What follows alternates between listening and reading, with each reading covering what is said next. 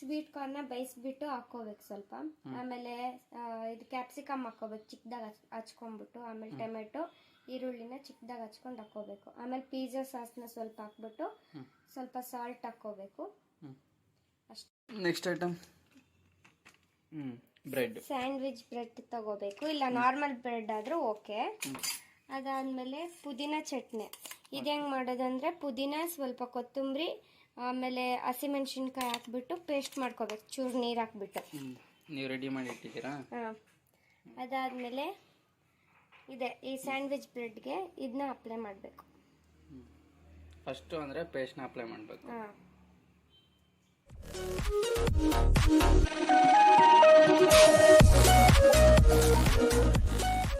ಅದಾದ್ಮೇಲೆ ಇದಕ್ಕೆ ನಾವು ಇದನ್ನ ಮಿಕ್ಸ್ ಮಾಡಿ ಇಟ್ಕೊಂಡಿರ್ತೀವಲ್ಲ ವೆಜಿಟೇಬಲ್ಸ್ ಎಲ್ಲ, ಅದನ್ನೆಲ್ಲ ಹಾಕ್ತೀವಿ.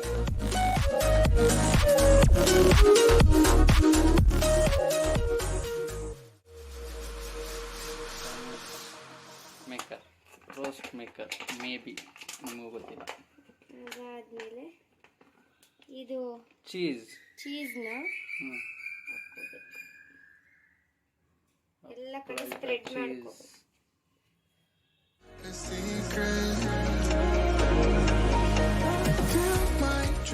ಆಮೇಲೆ ಇನ್ನೊಂದು ಬ್ರೆಡ್ ಇರುತ್ತಲ್ಲ ಅದನ್ನ ಹಿಂಗೆ ಇಟ್ಕೋಬೇಕು. ಇಲ್ಲಿ ಸ್ವಲ್ಪ ಮೇಲೆ ಎಣ್ಣೆ ಹಾಕ್ಕೋಬೇಕು. ಬ್ರೆಡ್ ಮೇಲೆ ಹಾಕೋರು ಆಗುತ್ತೆ, ಇಲ್ಲಿ ಇದ್ರ ಮೇಲೆ ಹಾಕೋರು ಆಗುತ್ತಾ? ಎರಡರ ಮೇಲೆ ಹಾಕ್ಬೇಕಾ? ಇಲ್ಲ, ಯಾವ್ದಾದ್ರು ಒಂದು ಕಡೆ ಹಾಕಿದ್ರು.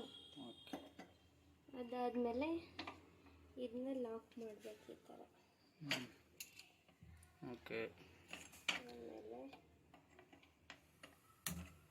ಮಾಡಿಬಿಟ್ಟು ಫಸ್ಟ್ ಚೀಸ್ ಹಾಕಿರ್ತೀವಲ್ಲ, ಸೊ ಇಲ್ಲಿಂದ ಸ್ವಲ್ಪ ಮೇಲೆ ಬೇಯಿಸ್ಕೋಬೇಕು.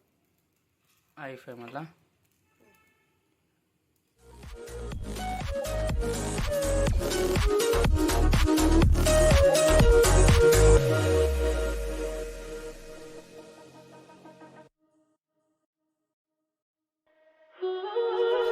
Careful with your pretty eyes and run with me, you're young. 'Cause you and I are a secret. ಈಗ ಇದನ್ನ ಟೇಸ್ಟ್ ಮಾಡಕ್ ಕೊಡೋಣ, ನೋಡೋಣ ಏನಂತಾರ.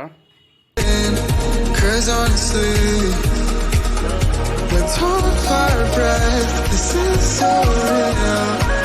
Just you and me, let's escape, girl, tonight.